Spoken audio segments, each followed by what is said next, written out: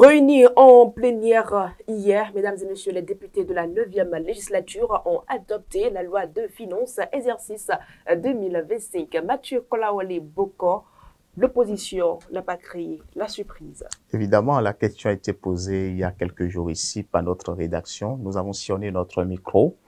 Les analystes politiques ont prédit, tout comme s'ils étaient quand même des dieux, justement, et que l'opposition ne va pas voter pour cette loi de finances exercice 2025. Et cela a été une réalité hier. Nous étions tous quand même partagés entre surprise et réalité de ce qui s'est passé à l'Assemblée nationale. L'opposition a décidé à elle seule de dire, écoutez, pour une deuxième fois consécutive depuis que nous avons mis pied à l'Assemblée nationale, la gestion concernant la loi de finances ne nous correspond pas du tout. Nous ne sommes pas en phase avec les idéaux du gouvernement, les stratégies du gouvernement, en tout cas la méthode dont les finances sont gérées par le gouvernement. En un mot, c'est ce que l'opposition est en train de dire. Pour nous, est-ce que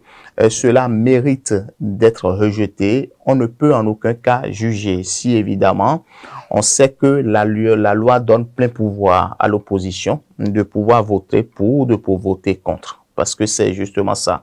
Et même, vous savez que les démocrates restent une partie de gauche pour pouvoir peut-être toujours contrecarrer ou contrer justement ce qui relève des propositions de loi, ce qui relève des accords de ratissement, etc. par le gouvernement. Hier, nous avons écouté justement le porte-parole qui nous a confié quand même que les arguments sont là.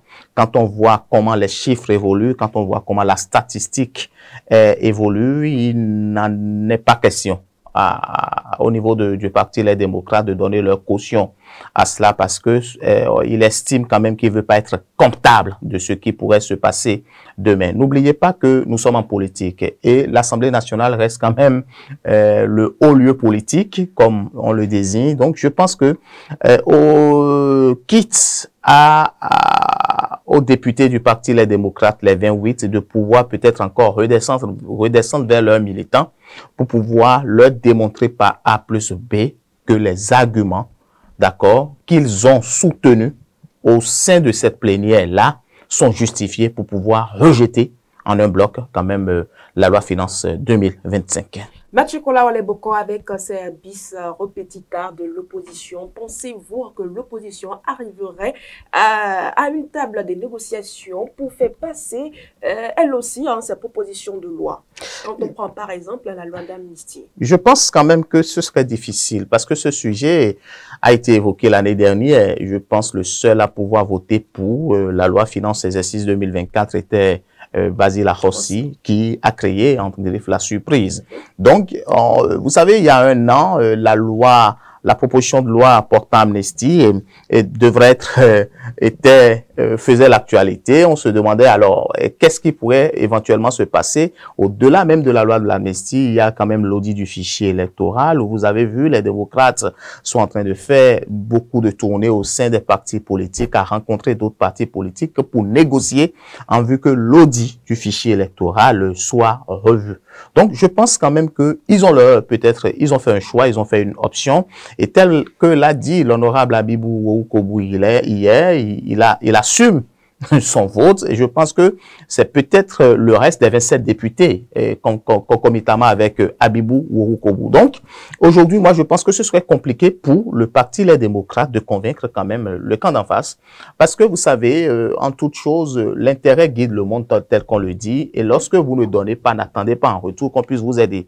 Soit vous aidez, soit vous tendez la main et les gens vont vous tendre la main. Donc j'estime que ils ont fait l'option de ne pas peut-être toujours suivre le vent ou l'orientation peut-être du gouvernement parce que l'objectif du gouvernement selon le président de la commission budgétaire, c'est-à-dire c'est de permettre quand même au peuple béninois de pouvoir bénéficier des actions sociales qui sont issues de ce projet de loi portant exercice gestion 2025. Donc, si aujourd'hui on estime quand même que le peuple n'a rien à voir avec ce que nous sommes en train de faire et que ce sont les éléphants qui se battent entre eux, tant mieux. Mais attention, le piège, c'est que d'ici 2026 n'est plus loin et quitte au peuple béninois de pouvoir être observateur, de pouvoir analyser et de pouvoir savoir qui a fait quoi au sein de ce Parlement-là. Au cours de l'édition spéciale d'hier, hein, le président de la Commission des finances dit avoir été surpris par le vote de l'opposition. En tout cas, vous savez, pas lui seul, parce que nous avons même posé la question à l'honorable Wassangari, où au cours de notre émission, la position, nous avons posé la question de savoir si le 5 sera quand même une date surprise. Bon, il était convaincu quand même que il y a de l'évolution quand on parle justement des travaux en commission. Et vous savez quand même qu'il était même pressé de prendre part à ces commissions-là parce qu'il y a des commissions pour lesquelles l'honorable était quand même chaud d'y participer. Donc après, je pense que dans l'ensemble, quand on le suit, même s'il y a des choses à reprocher envers le gouvernement, à l'encontre du gouvernement, je pense que au-delà de tout, il y a quand même des choses qui ont été argumentées. Et je pense quand même que le passage des ministres et des présidents des institutions, plus ou moins, même si la totalité n'est pas convaincue justement de ces chiffres qui ont été avancés, il est à recommander quand même qu'il pourrait y avoir des amendements. Les amendements, vous-même, vous le savez, c'est 44 qui ont été proposés. 44 amendements, je pense que 4 n'ont pas pris en compte. Ça veut dire que 40 ont été pris en compte. Donc, moi, personnellement, je me dis, est-ce que on va toujours voter contre jusqu'en 2026? Et vous-même, on s'est posé la question. Alors, quelle est vraiment la représentativité de l'opposition au sein de ce Parlement-là? Est-ce que l'opposition est partie juste pour toujours aller contre les décisions ou les propositions du gouvernement? Alors la question reste posée. Ils ont leur argument, ils ont leur choix, ils assument. Moi, je pense quand même qu'on ne peut pas les juger parce que la loi leur donne plein pouvoir.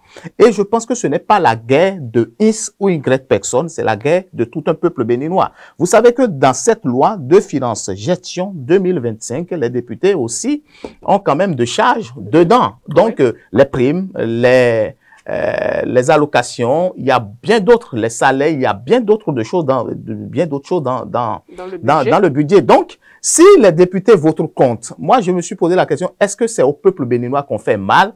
Est-ce que c'est au gouvernement qu'on fait mal? Parce que n'oubliez pas, après tout, en 2025, ils auront leur salaire, ils auront leurs allocations, ils auront leurs indemnités. C'est toujours dans la loi de gestion 2025. Donc, que personne ne trompe personne. Nous sommes en politique. Chacun veut le faire pour faire plaisir au peuple.